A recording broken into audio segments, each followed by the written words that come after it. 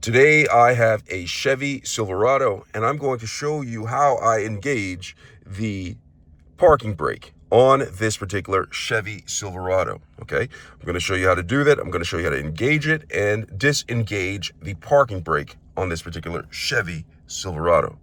But before I get started, if you find my video helpful in any way, can you give me a thumbs up as well as subscribe to my channel? I'll appreciate it tremendously. All right, so I'm in the vehicle. Okay, I'm in the vehicle behind the steering wheel. And what I'm going to do is I am going to make sure my vehicle is in park. Okay, it's in park. It's stationary. The vehicle is not going anywhere.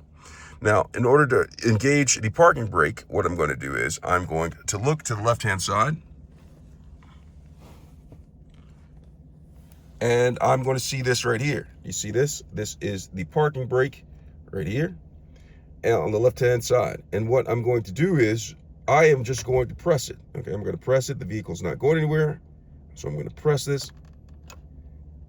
And the parking brake is engaged. You see that? It is on the instrument panel right there. That park, it says that is indicative that the parking brake is engaged.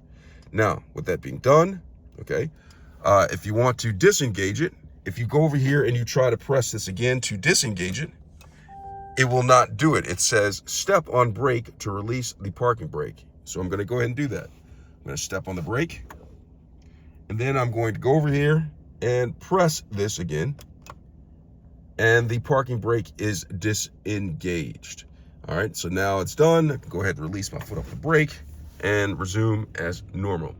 So that is how you engage and disengage the parking brake on a Chevy Silverado. I hope this has been helpful.